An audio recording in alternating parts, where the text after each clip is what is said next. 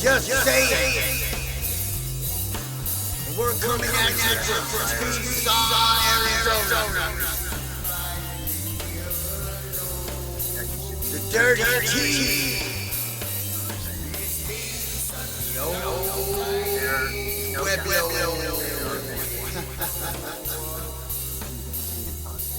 it's hot. But it's going to get hotter. Because we got a lot of shit to talk about. We got to get our shit together. You know what I'm saying? Wow. Because have you looked around you lately? Wow. And often falsely positive facade. So, and that facade is what you see. That's Jolly Johnny and Jovial Jane at the water cooler. You know what I'm saying? It's those people. But you have to ask yourself, are those people just like fooling themselves? Of course they are. Because life isn't always, it's not always fun. It's not always enjoyable. It's not always positive. Life is not always a positive experience, and to flutter around through life with this ridiculously positive attitude that nothing's ever going to go wrong is just fooling yourself. In fact, in my opinion, I think that you could actually be bringing it on, bringing hardship on by thinking that nothing bad is ever going to happen, But I don't know. We're going to talk to some people, hopefully, and find out, a little bit more about it. It makes sense to me that this could really be a thing. I mean, that it is really a thing. For me, this is a tough one because I'm a positive person. I don't plan for the worst and hope for the best. That's not my MO. It's not the way that I personally handle things. I try to stay positive about things, and especially not drinking, anymore. I try to stay positive about stuff. Because for me, it's dangerous to engage in negative thinking, for myself personally, because I can let that shit carry me away off into Neverland, so, but being positive, I think, is very good, but not to the point of self-delusion, that's where, you can't just trip through life thinking everything's going to be great.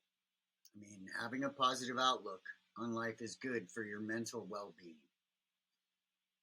The problem is that life isn't always positive. Wish I would have said that. We all have painful emotions and experiences. Those emotions, while often unpleasant, need to be felt and dealt with openly and honestly to achieve acceptance and greater psychological health. Excuse me. Toxic positivity takes positive thinking to an overgeneralized extreme. This attitude doesn't just stress the importance of optimism, it also minimizes and even denies any trace of human emotions not strictly happy or positive. Toxic positivity means having a good vibes only approach to life and discarding any seemingly negative emotions. Let me try that again.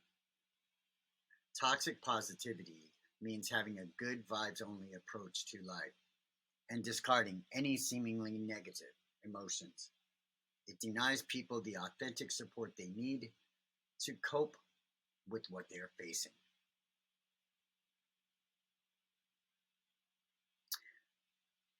Toxic positivity can take a wide variety of forms.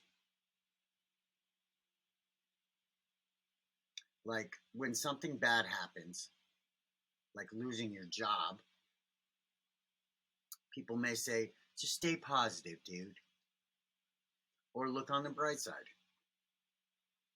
While such comments are often meant to be sympathetic, they can shut down anything the other person might want to say about what they are experiencing. After experiencing some type of loss, people might say that everything happens for a reason. While people will make such statements because they believe they are comforting, this will also be a way of avoiding the other person's pain. Upon expressing disappointment or sadness, someone may respond that happiness is a choice. This suggests that if someone is feeling negative emotions, it's their own fault for not choosing to be happy. Such statements are often well intentioned, or people just don't know what else to say and don't know how to be empathetic. Still, it is important to recognize that toxic positivity can be harmful. Now,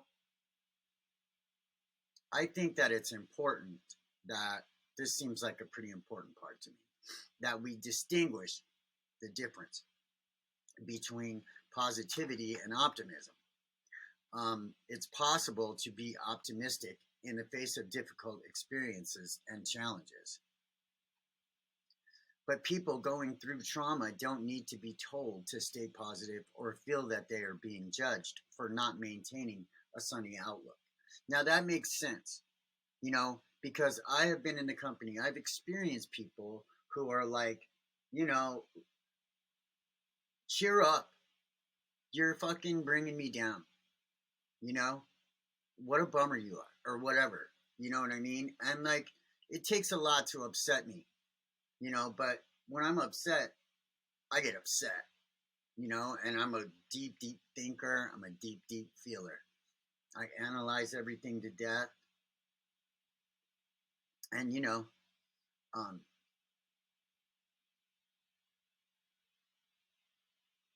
whoops, lost it right there. Anyways, why is it harmful? It's harmful. I just have too many things going on at the same time, people. I'm working on it. Give me a break. Why is it harmful? Because too much positivity is toxic. It can harm people who are going through difficult times.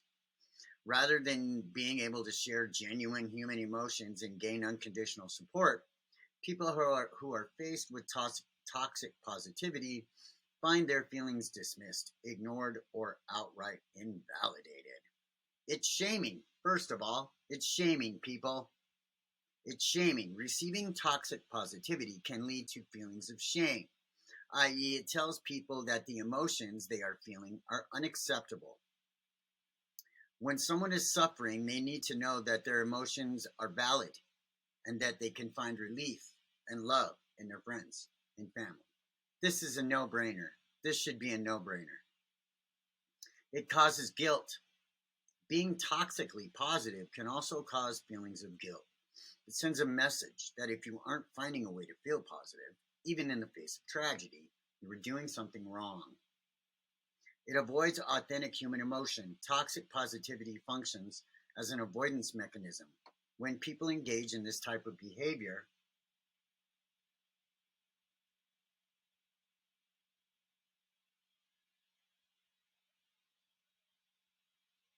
it allows them to sidestep emotional situations.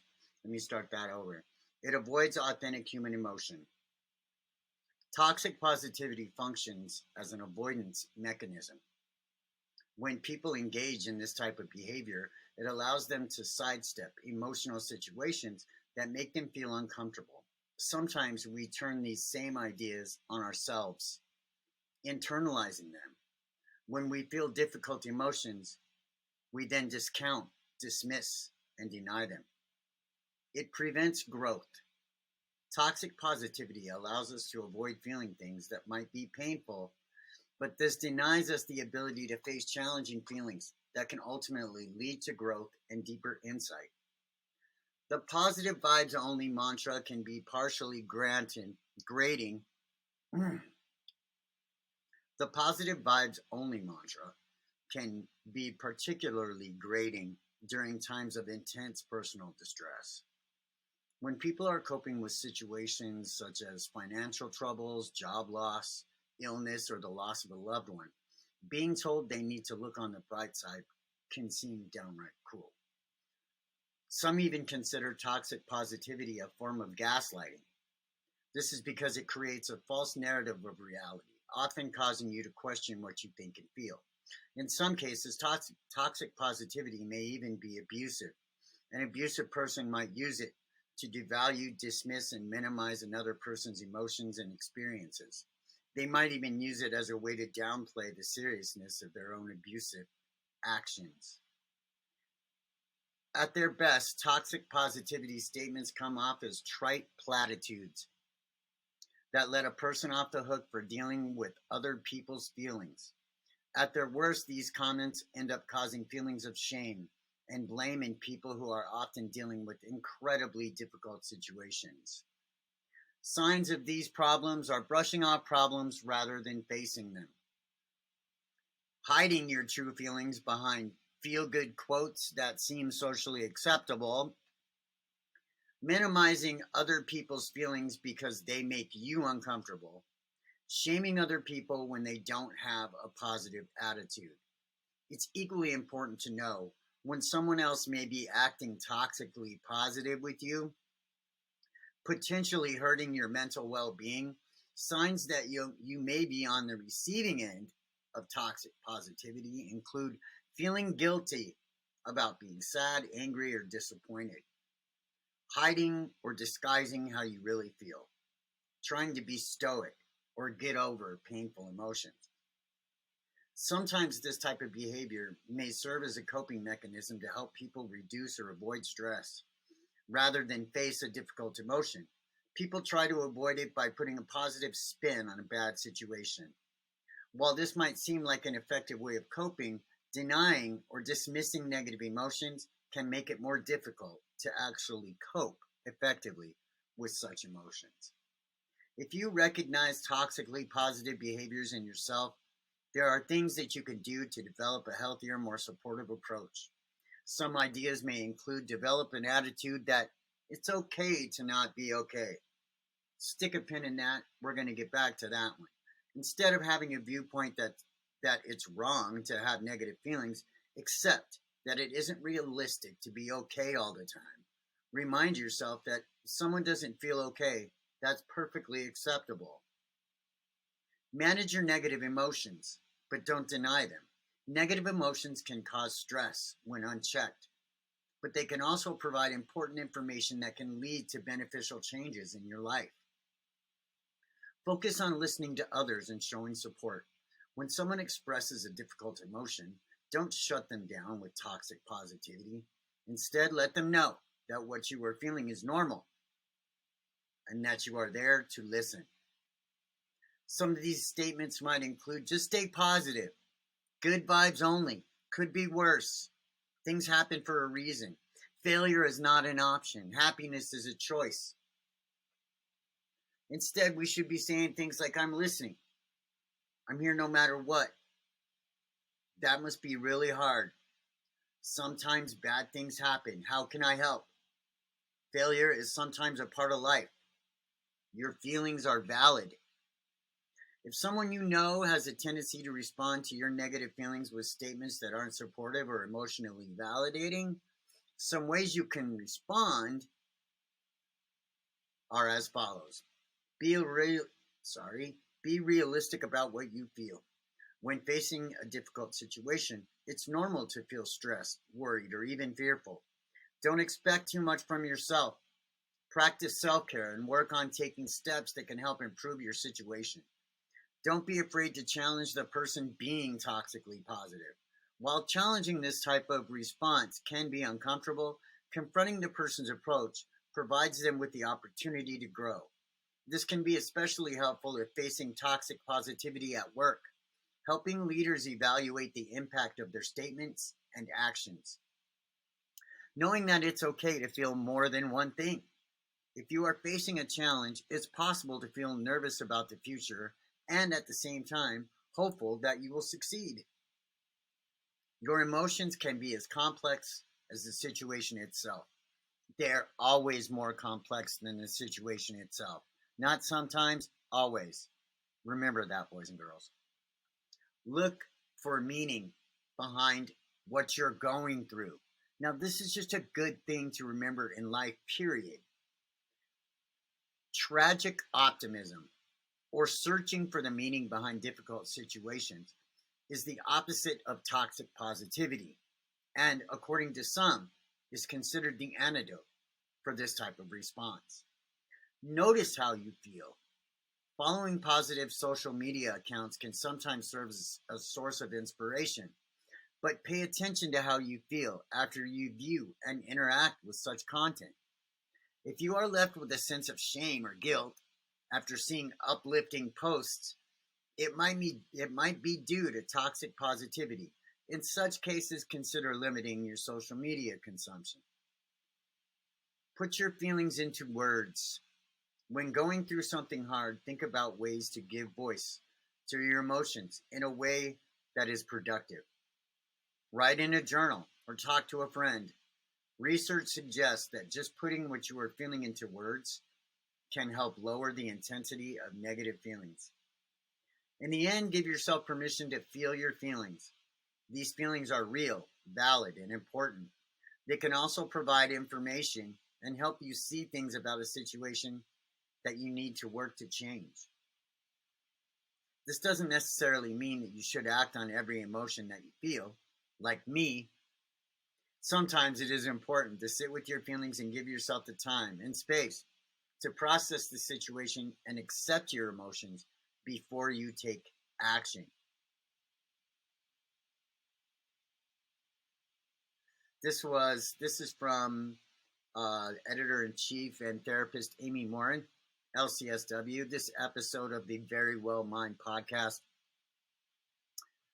Uh, and these are just tips and stuff that you can get any of this information online. I'm just reading it out because I'm learning as you are, but I wanted to give credit to the people that wrote that, as I don't want to find myself in any problems over that. But anyways, so here we are, and this is the topic. Is it possible to be too up? I guess so. Can it cause problems?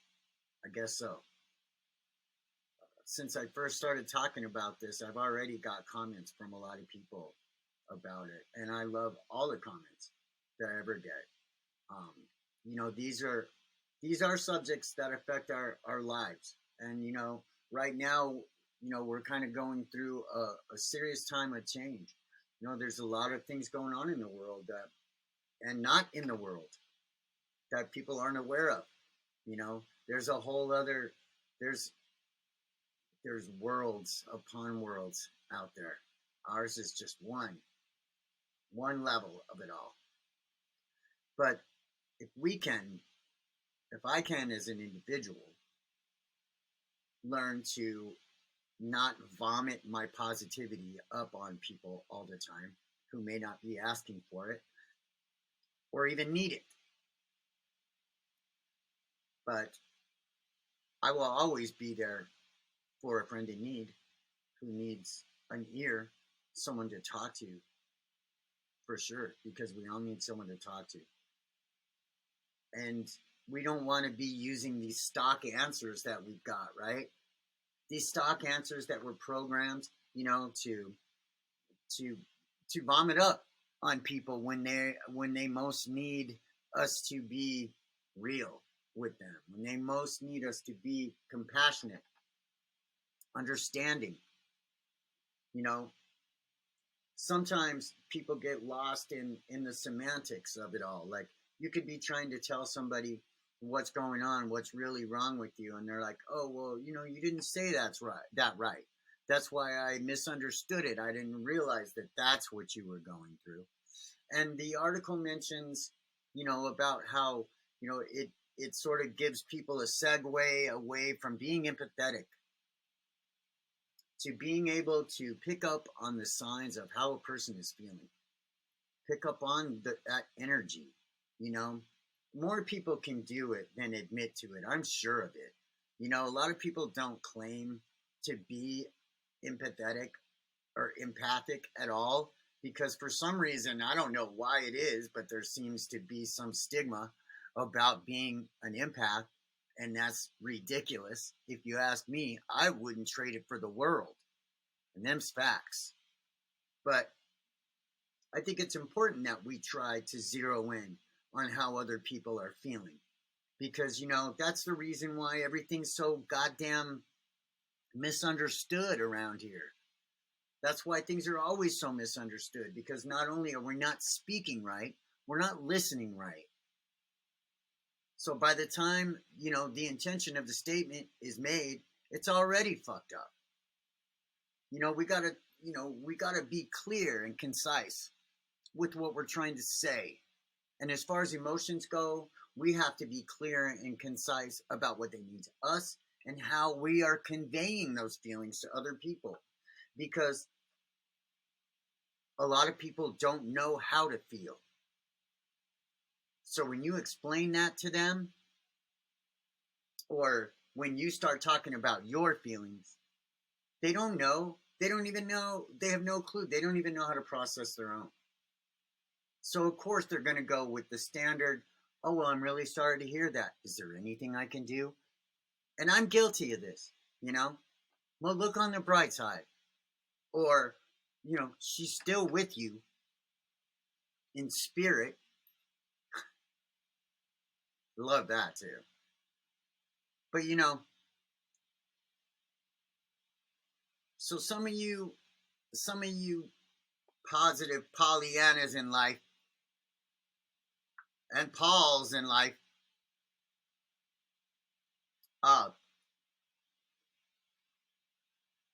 bring it down a notch. Maybe bring it down just a notch. You know what I'm saying? Nothing major, just a notch. Maybe try to actually be a friend and listen instead of trying to make them avoid their feelings and make it easy for you to avoid their feelings, which is exactly what all that positivity horseshit is all about. Now, don't get me wrong. It's imperative to keep a positive attitude about things. If you let everything negative get you in life, you'll never get anywhere. If you let every bit of negative feedback you ever get from people get to you, you'll never get anywhere. These things are not important. The only thing that's important is that we're getting our feelings and our intentions across to people correctly, and that we are hearing people, not just listening, but hearing people and feeling people. That's what it's all about. If we can find a balance between what we're listening to and what we're feeling, we will have much better control over our emotions, trying to master ourselves, you know? Because that's the trick, right? To be your higher self, to be your highest self. But that doesn't necessarily mean that you're walking around in the land of cupcakes and butterflies all the time. You know, it's balance. Everything in moderation, even positivity. So, but remember this. If you're going to be saying something, make it meaningful. I'm Cactus. This is just saying. Peace. So check this out, guys. You're never going to believe this. I have somebody that I want to introduce you to. And went live with them. And I think I caught the moment that he realized he was being recorded. On your plate there, Sleepy. What's happening, bro? What you got going on? You will know. I got a lot. See, I ain't even had time to shave. I got my fuck. You know what I mean? I got a lot going on to come. I got a lot of projects I'm working on, and we got some music videos coming. I know that's what everybody really want right there. We're gonna be working on. So when are you dropping that video then? I would say about a week at 2 weeks tops. But it's just when someone they want something good for you, or they want, basically that's what it is. They want something good for you, but they're not stopping to see what your end of things, or what you're going through, or why you're not doing it the way they think you should be doing it. And you get what I'm saying? And they really, at the end of the day, just want the best for you, but it causes a lot of tension, arguments, all that stuff, just because that person really wants the best for you. And that person will maybe take things the wrong way and think you don't want to accept their help, or you get what I'm saying, or their advice, or they get mad, and then they'll say something, and then they'll start arguing. Yeah, yeah. Like, you know what? Yeah, yeah, you know what? I don't even say. You know what I mean? Like, now y'all fighting and shit. Like, but yeah, I know. I'm a direct victim of that all the time. Just when you have supportive people in your life. See, and that's another thing. Like, some people don't understand that type of um, emotion when someone has genuine care and want to support you. And people don't necessarily the positivity that's overboard or toxic. It can really be perception, or the way people perceive it. Because there's always a little stubbornness involved. Why is there always a little bit of stubbornness involved? There's always a little bit of stubbornness sprinkled in everything, isn't there? Somebody's not giving way. Somebody's having to give way because somebody's not going to give way. You know, it's it's crazy how that works, but Sleepy makes a good point.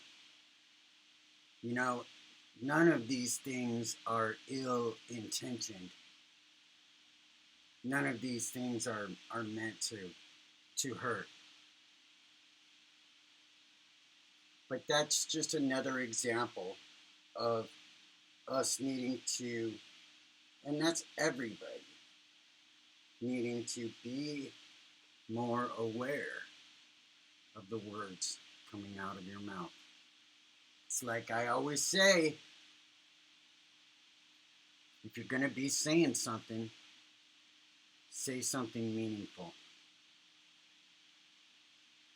Next week, um, I have a feeling that I'm going to dive much deeper into whatever the subject matter is that we decide interesting. Again, I thank everybody for joining me. If you like the video, give it a thumbs up. You know what to do. I'm really appreciative. Thank you very much for anybody who stopped and watched the video. There definitely is more where that came from. You know,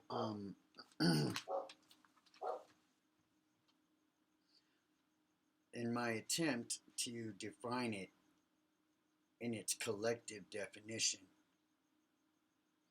I found that the only thing collective about the human condition is that it takes everyone to experience this condition individually for it to even exist. It seems to me that the human condition is actually the one condition every human being, living and dead, has ever shared. Clearly, our human condition depends greatly on our circumstances and our mental and emotional state, to be sure. But what about our souls? What about our souls? How big of a role does our spirituality have? You know, the only way to know these things is to have these types of conversations. Just let it out. You know, it's hard to know which is best. Perhaps there isn't a best. Maybe it's all right. Raise your vibration. become the absolute best version of yourself that you can. Nothing else matters. Believe me, nothing else matters. So stay up, be safe.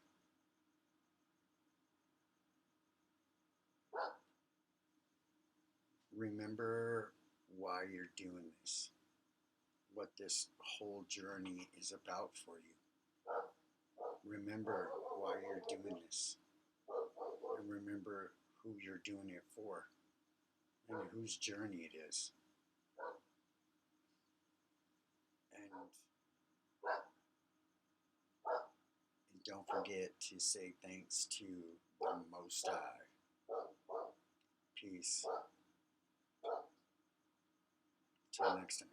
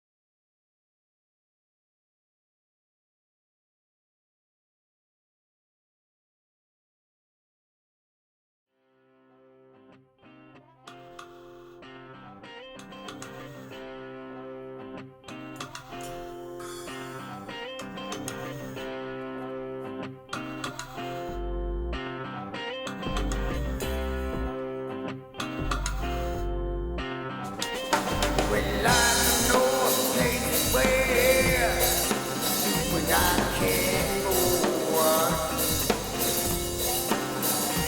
Sit down, baby, have a drink, find alone. It's been such a long time, Lord, where does it go? Well, I got something to say, you really ought to know. Well, I ain't been all the places I want to go, and I ain't seen all the faces I wanted to know. Got no time for ego or the stars show. 'Cause I done spent my life driving straight down a long winding road. Yeah, a long winding road.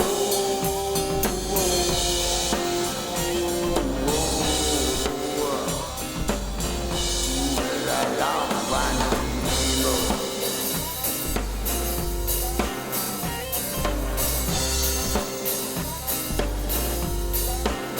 Got no more time to feel guilty. Shit that I can't take. 'Cause I'm tired.